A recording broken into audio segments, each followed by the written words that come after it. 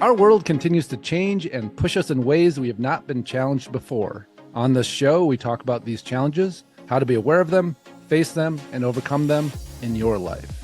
This is David Waldas, creator of the Aligned Living System. And I'm Nick Musica, Aligned Living Coach. Welcome to the Aligned Living System podcast.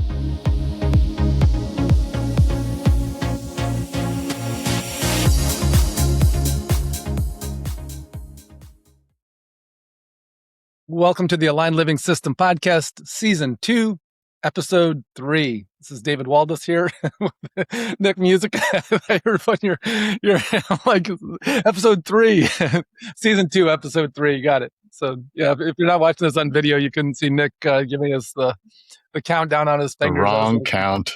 But it worked though. Season 2, episode 3. So no foul. All right, coming in strong this morning. Welcome everyone. So really fun starting season 2, getting into these new tools and really getting clear we're going to have a whole new format. And so here's the format, and it's going to involve you all that listen. And so we're going to have 3 different types of episodes. And so the first type is the type we're doing today, type that we've done all along, which is Nick and I talking about different topics. Second type is we're going to start having guests come in. And it's not going to necessarily just be like a guest coming in to pitch their thing. But what I think is going to be fascinating is for us to have conversations about life and about the experiences and about who they are, what they do, and how that all ties in together. And, I've been on a lot of other people's podcasts. And, I think there's this normal thing that happens where people come on and they're just go through their thing. This is what I do. This is my pitch. But what I really enjoyed being on is, obviously sharing about aligned living, what I do, but really just getting into interesting conversations with the host about life, about wherever we're going to go. And it seems like the highest end podcasts, that's really what they do. I mean, you look at the really successful ones, sure, we're talking about, what it is that we're up to and what our expertise are and what we offer. But there's something really fascinating about getting into interesting conversations about life and what each of our perspectives bring. And so reached out to a handful of people already, excited to get recording with them, some really cool stuff. And so if you or somebody feel like a good fit for the show to come in and have a conversation, that would be awesome. And so in the show notes is my email. You can reach out and send us an email about why you think that would be a good fit. And so we're going to do that probably once a month. And then the third format is really where all of you come in, is we thought it'd be fun to start doing live coaching sessions. And really fun aspect of this, Nick is an animal communicator, so also for people to be able to call in. And so once a month we'll do a live and people can call in with their animal, and Nick can do a reading for them, or they can call in and I can do a live reading for them, just real short coaching and insight into what's going on, which I think, whenever I've seen that done by other people and whenever I've done it myself, there's always a great value for whoever's listening. And so it seems like it kind of relays over and transfers and always has deep meaning for whoever. So 3 different types of podcasts that we're going to do rotating through. So twice a month will be Nick and I talking. Once it'll be a guest, give or take. I mean, we may move that format around, but then once a month we'll do a live where you all can call in. And so if you're interested in doing that, we'll be sharing information. And make sure you get on the on my email list when you go to my website, so that we're going to send out the instructions on how to call in and be a guest.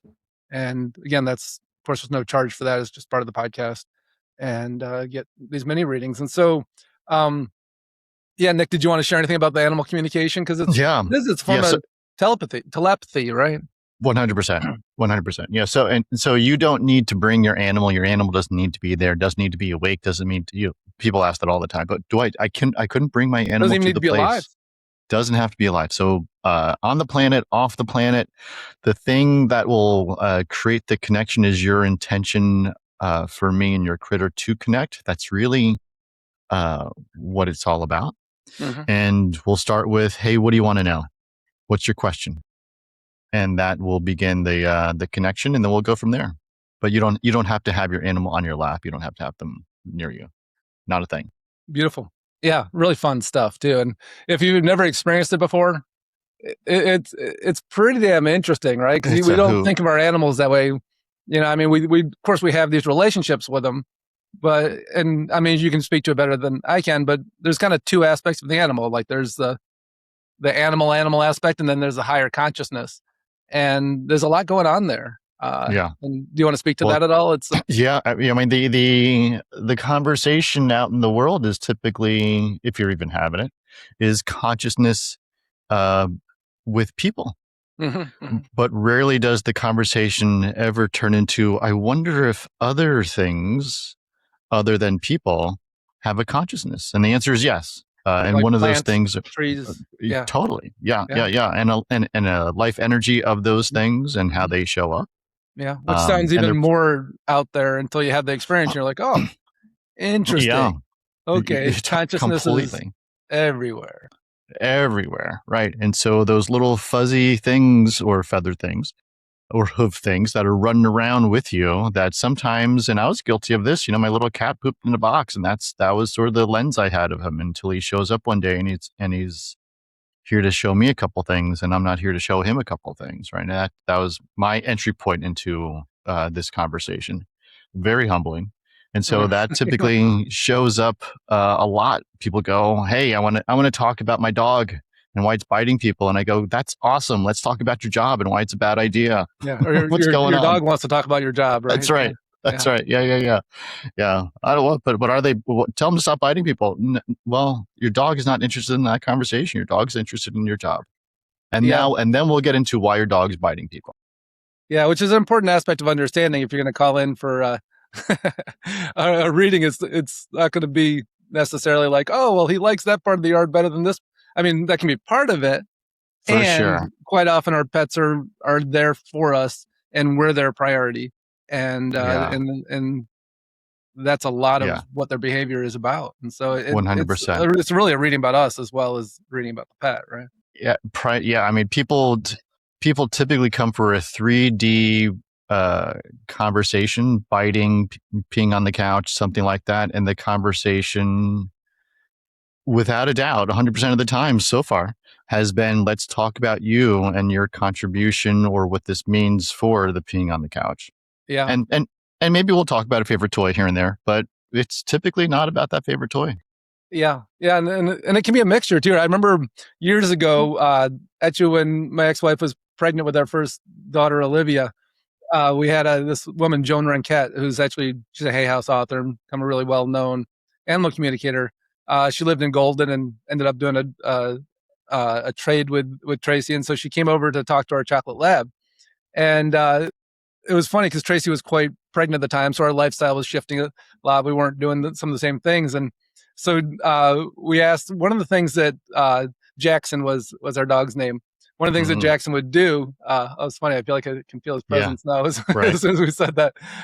Jackson would love to steal bread, like could not help it. And especially like if you go and buy like a really expensive loaf. And back then it was like when those bread companies were really popular, where you'd get like $10 loaves of bread that were like these, gourmet, whatever. And so we'd have to keep it on top of the fridge.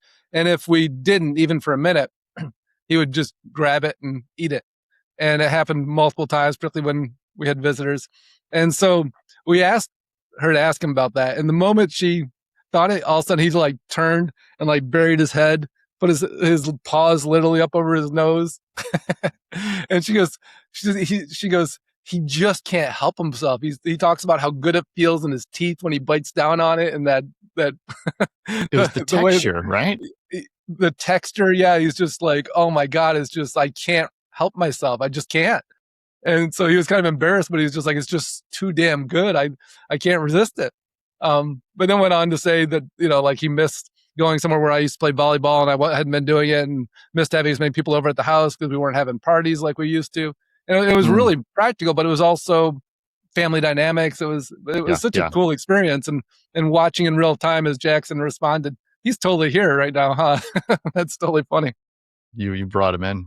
It's funny. Yeah, is he saying anything? We can do a live reading right now. It's He was it's funny. Like I got a sense of hiding, and then you did this. yeah, Um, yeah, yeah, that's funny. yeah. Like You I'm totally here, covered but it. then we're talking about this. Oh, Yeah, I can totally feel him. It's funny. I didn't realize that I haven't connected with him in years and years, but he's totally around. Um, yeah, yeah, I'm just they're seeing. available. Yeah, yeah, it's funny.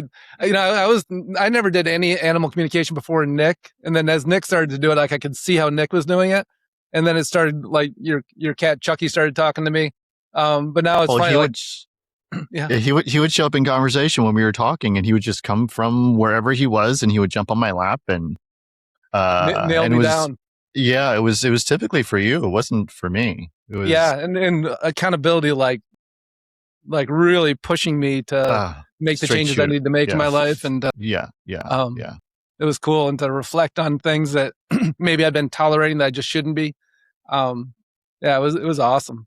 But it was funny. I was like when Jackson just came in. Now he was showing me. It's pretty emotional for me, but he got diagnosed with cancer, and he didn't have when we got diagnosed.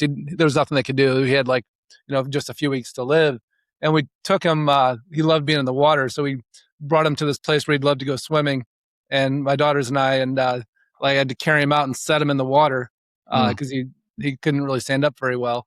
And it's funny, he was just showing me that right now of how much he enjoyed, like what a kind of special moment that was, and something that really stuck with me. Um, but yeah, so it's kind of interesting to just relive that with him now. And so yeah, they do not need to be even here. And that was, what's Olivia is what 24 now, and so yeah, that was like when he passed. That was like 19 years ago, 18 years ago. So yeah, yeah. I've had folks show up, and the critter's been gone for quite a long time, Mm-hmm. and they're available. Mm-hmm. Yeah, it's funny.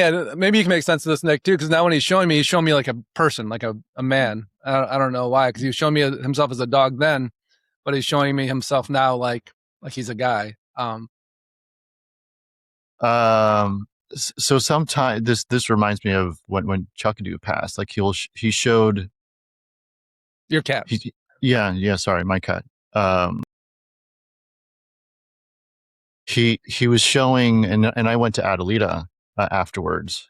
Who's a psychic, but also the A one medium, that and told you that you were going to be that a I pet. that would be due. Yeah, 'cause, I mean, at that point it was really emotional for both me and my wife, and so it was like I was not a good candidate at that point. But Adelita was, and she's like he's showing me he's meditating. Mm-hmm, mm-hmm, And so there's an aspect of seeing the animal from a different perspective. Like, so mm-hmm, mm-hmm. showing up as a person, it's like, well, Yeah, it's not just a dog. It's not just a yeah, dog. yeah, It's a different. It's a peer. It's someone else who mm-hmm, else walked the planet with you. yeah, yeah. Which we typically, which is what we were talking about. Like, you typically don't think about them that way. No, Um, no. Yeah, I'd never seen Jackson that way, but he's literally showing me himself now, not as a dog, but as like a man.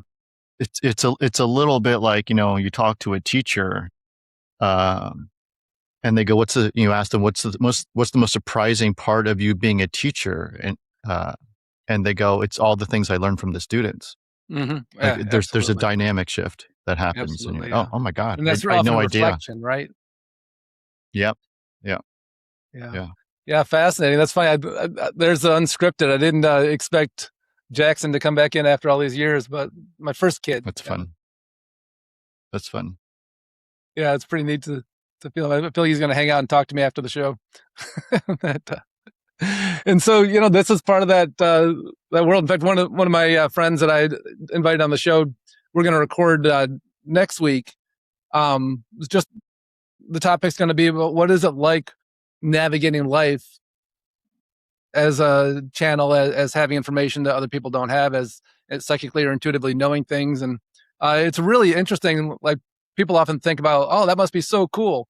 Well, it is, but it also comes with a lot of challenge. It comes with a lot to navigate, a lot of information, and really having to choose what we're going to tap into and not. And I mean, how weird is that, right? We're talking about, I mean, this is a perfect example of that. Here's Nick and I talking about past pets, all of a sudden my dog from who passed 18 years ago shows up, starts, engaging. And well, it just makes, there's a lot of layers to experiencing life when we have access to that. And I think, I know we all do, because I know when people start doing the aligned living work, they get access to it.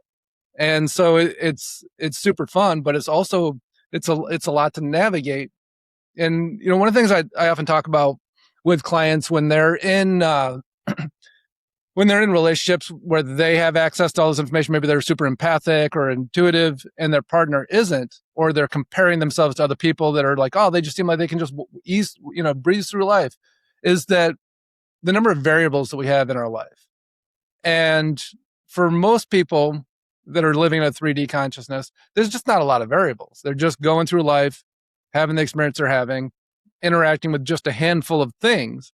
And those of us that have access to all these little nuances, all the information about the way people are responding, what they're thinking, what, and the guidance, life can get extremely complicated if we give it all value.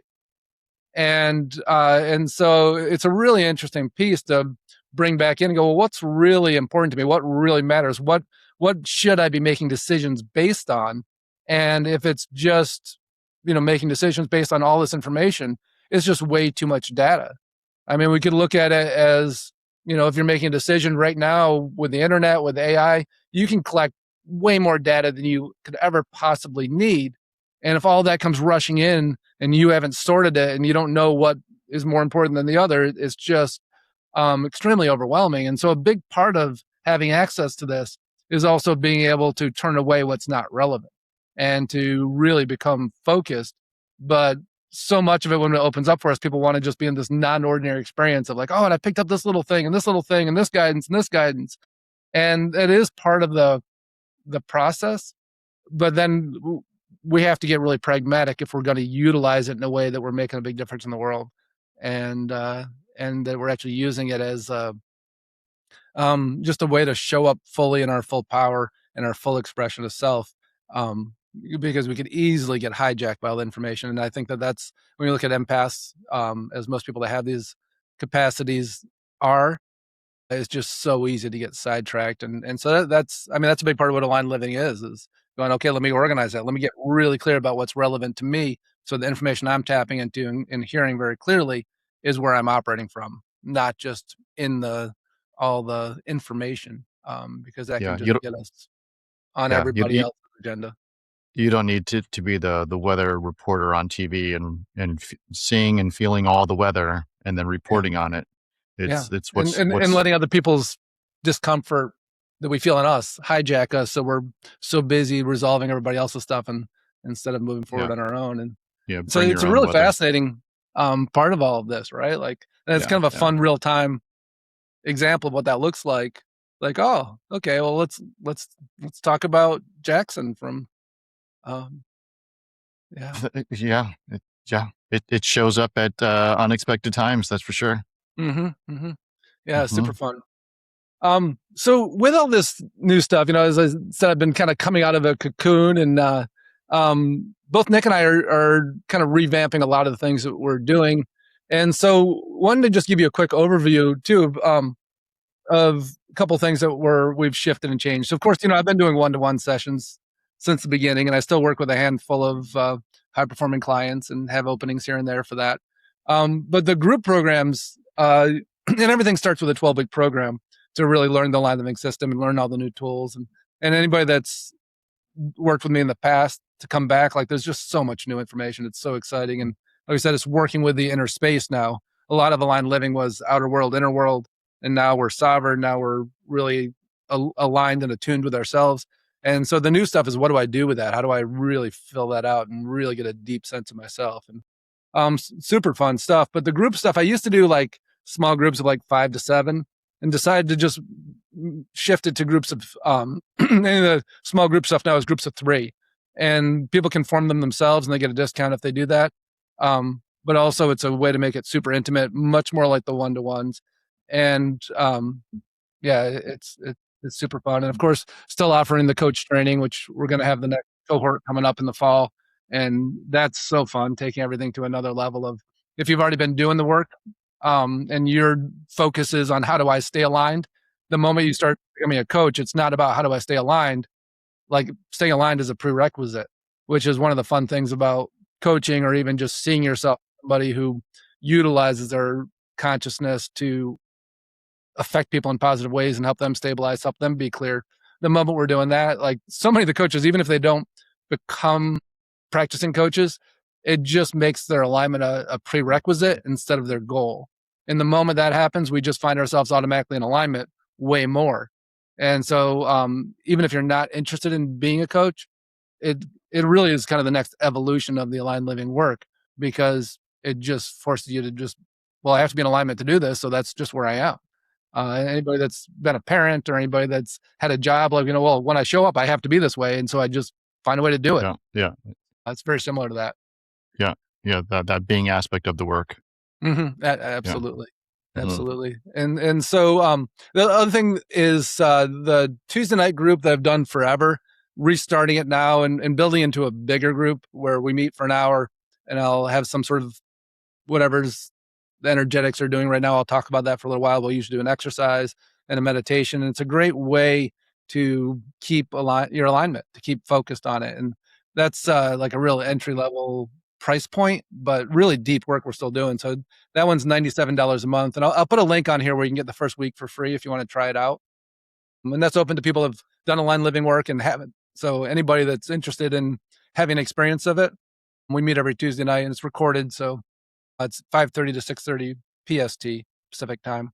And so if you're if you can make it live, great. But if you can't, the recordings are there too for each week, and really fun stuff. And like I said, that's $97 a month, so it's a real easy price point, and you get the first week for free if you want to check it out.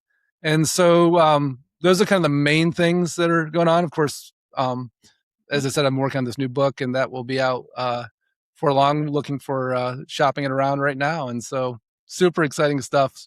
So much, everything just feels so solid, like it's just filling out now and so foundational. And it's been really fun to watch clients feel that and be that, and be in that full valence shell, right? That fullness of self. And so with that said, you're starting some new stuff too, Nick, which is part of your path that you're teaching now. Yeah. So what's today? Today's Friday?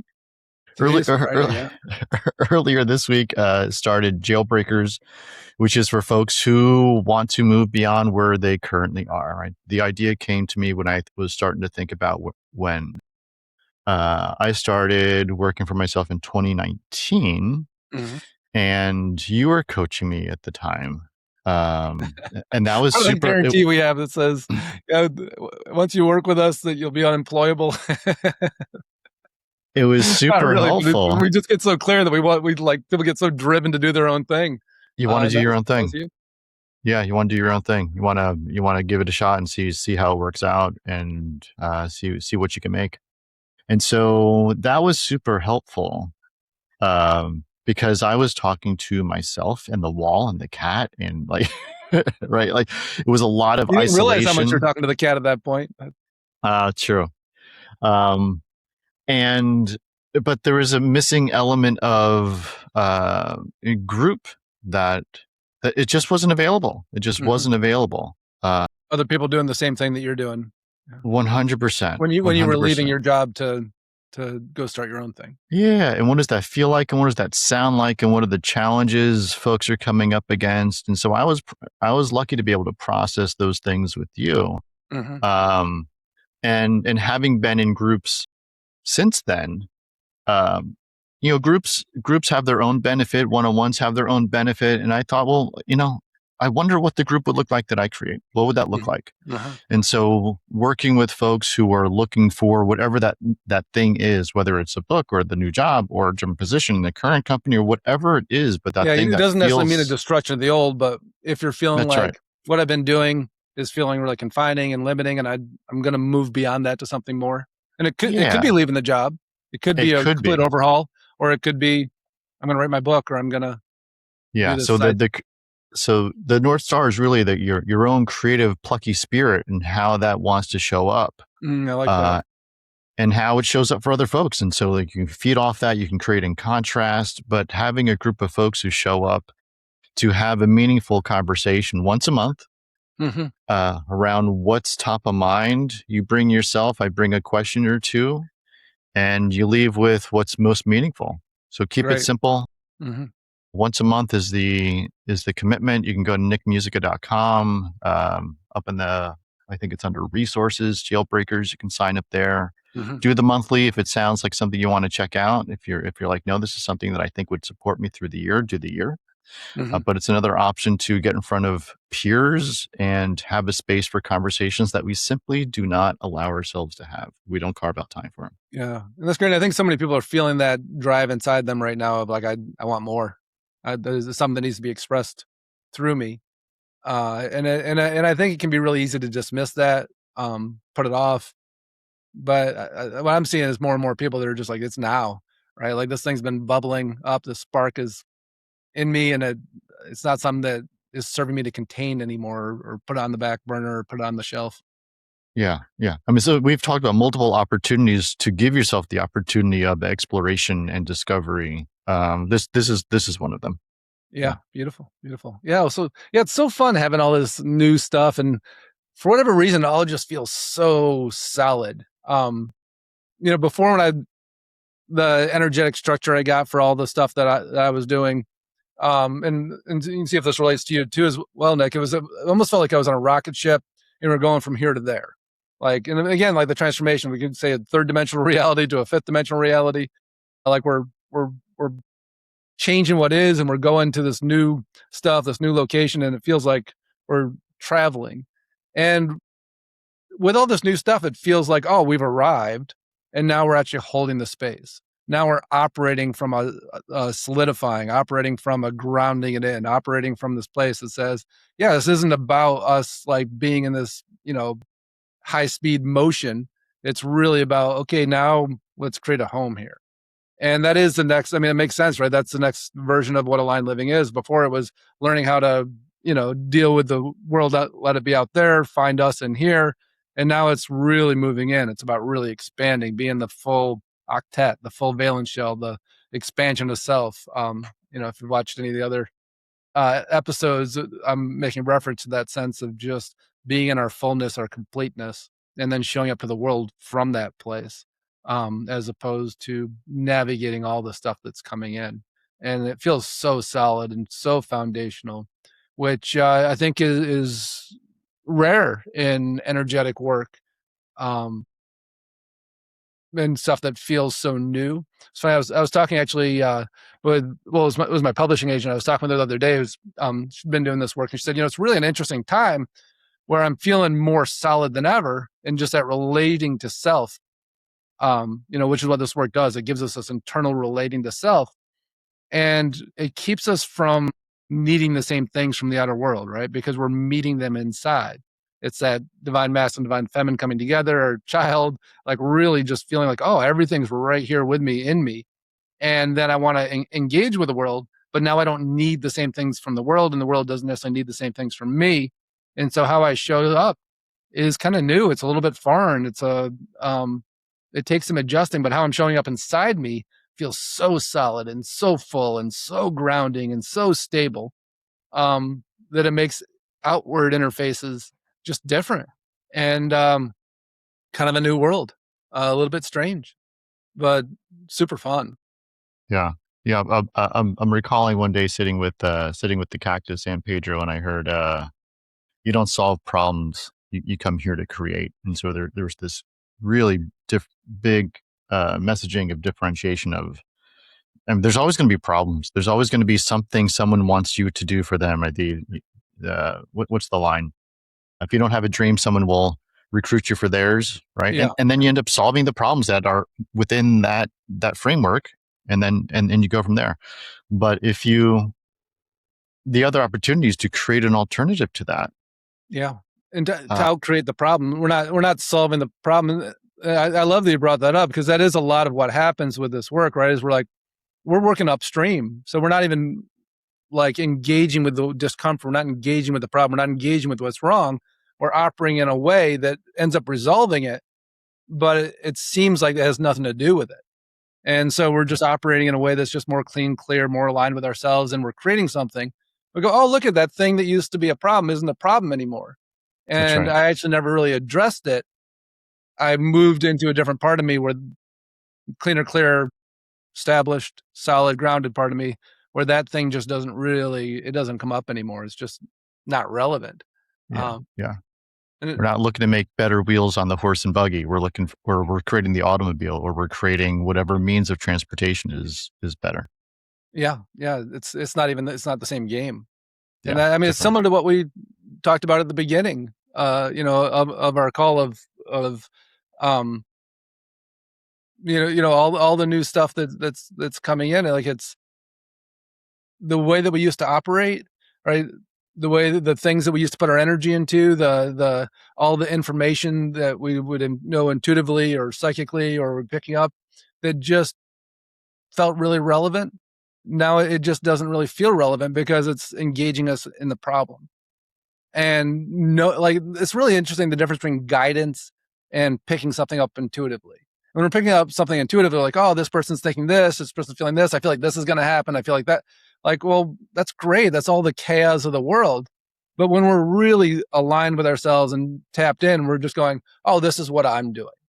And all those other things that are going on, like, you know, the world's doing it differently. And my relationship with myself is my reference point. And if I'm making my relationship with everybody else my reference point for what's right for me and for what's I'm going to create and what's required, we're constantly in this juxtaposition. We're constantly in this dynamic back and forth that keeps us stuck in the old, that keeps us recreating with everybody else around us.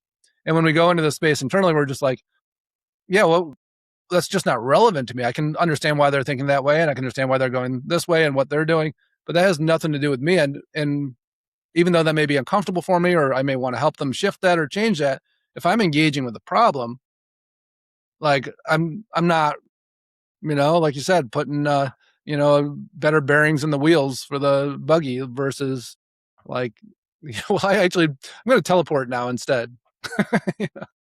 Yeah. Yeah. I mean, Steve Jobs, whatever your opinion may or may not be of him, I mean, he was just like, I'm going to create something that doesn't exist. Mm-hmm, mm-hmm. Yeah. You're gonna touch a screen and you're gonna be able to do things on a phone. It's. I mean, look at the phones out today.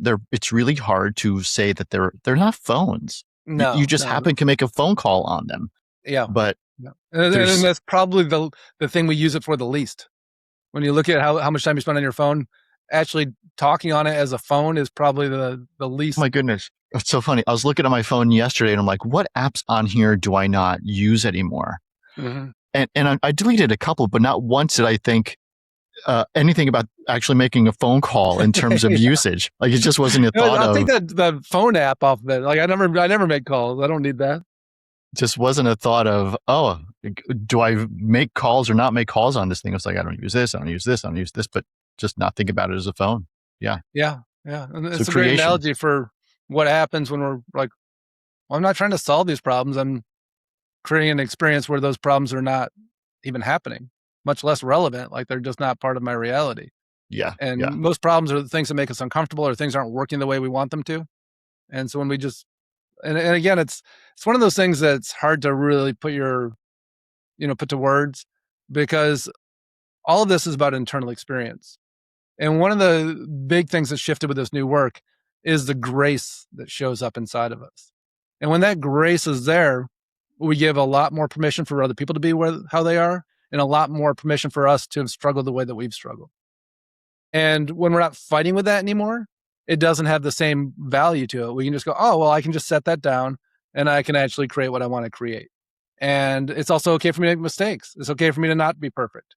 And that grace element, like, I never understood until I started experiencing it inside my field the way that I do now, how much freedom is there and how much it allows us to choose differently.